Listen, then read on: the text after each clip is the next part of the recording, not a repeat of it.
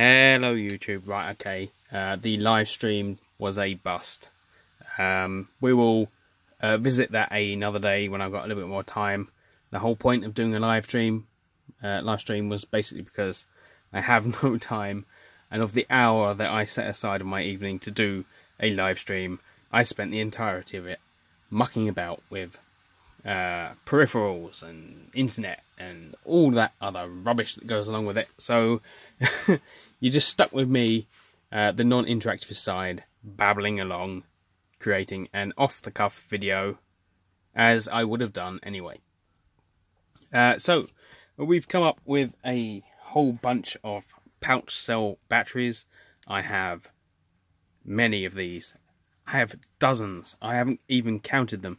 I've picked up 100 battery packs, of which I think we have enough for approximately 100 cells, 18650, and the others are 2, 3, 4s and 6s of the pouch cells, which haven't been counted. I've split them into packs where they're all fairly similar capacities and things, ready to be stripped down and tested. And this is where you guys were going to come in this evening. Obviously, I'm not set up for testing such devices. We are used to the Opus BTC, is it BTC?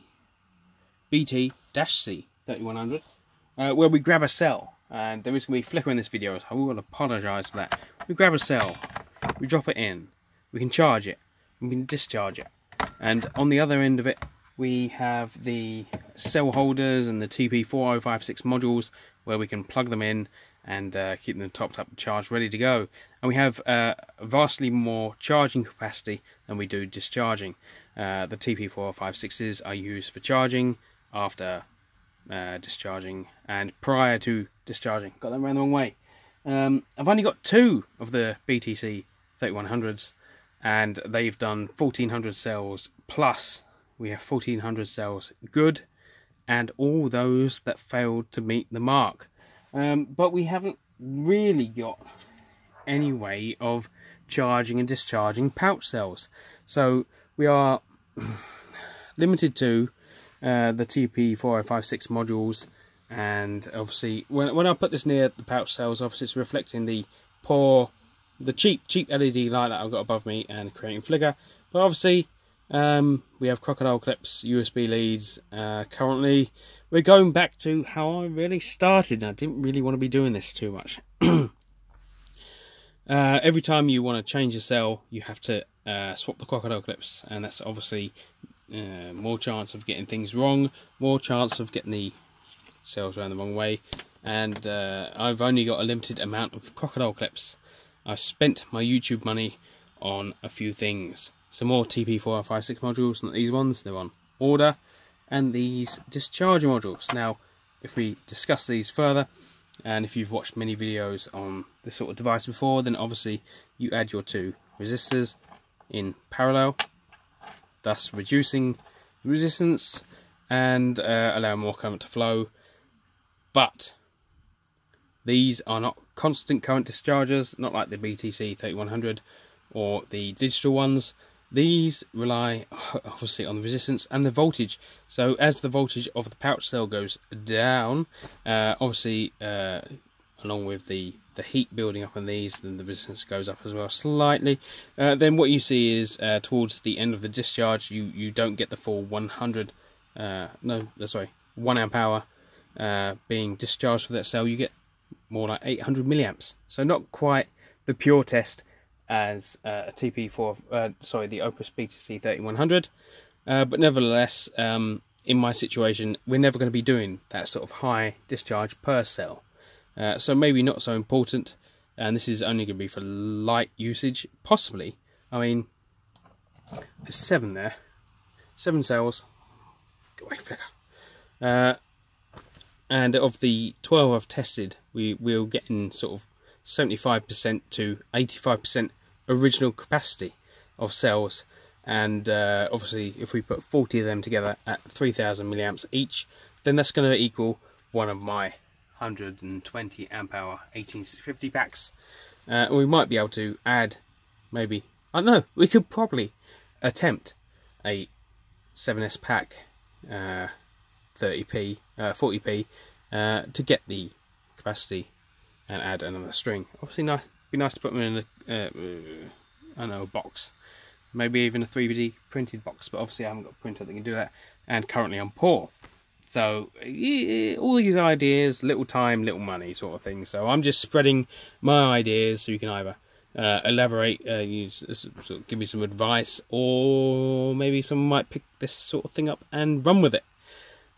So yeah, these I picked up for £2.50 a pop, and 20 TP456 boards online. But however, YouTube money ran out, and I couldn't get some crocodile clips. The reason why I'm going with these with USB leads is because I have some of these in stock. These are cheap Poundland cables, bought for another project and left in the box. I also have a, try not to short anything out,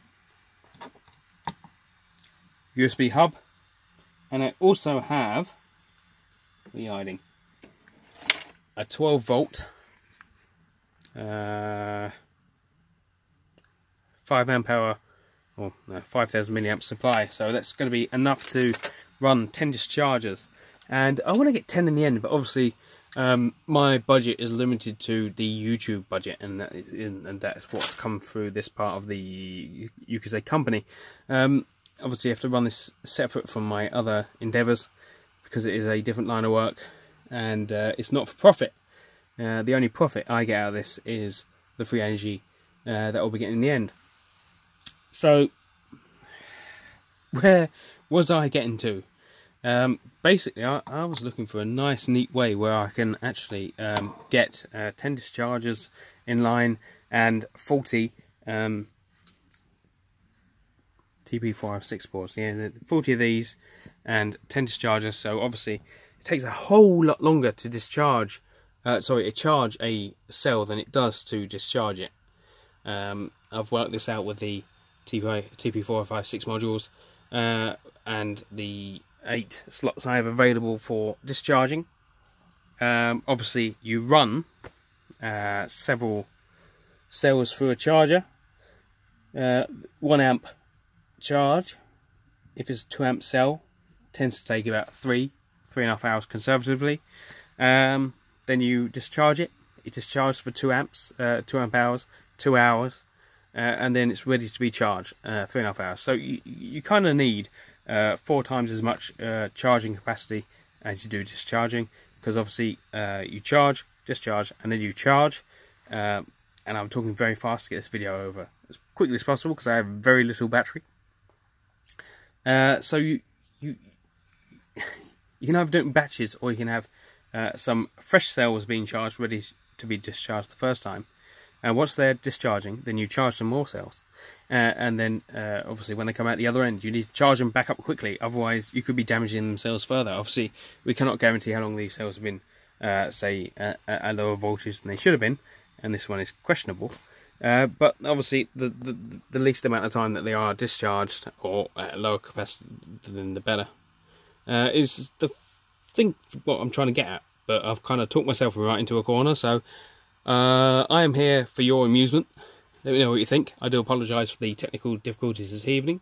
I also have another kind of video that's coming out, which is for your benefit, because I've been very, very busy, just recording clips of my sort of week and turning it into some kind of cheap blog type thing. I don't know if you're into that sort of thing, but we'll see. I have no idea of the length. I have no idea of the quality. It's all shot from my camera. Bit of my work, bit of home, bit of DIY. But it's coming up very soon when I can actually be bothered to edit it together. So thank you very much for watching. Please subscribe, comment, rate, and I will see you in my next video. 9 minutes 24 of me talking fast. Jesus.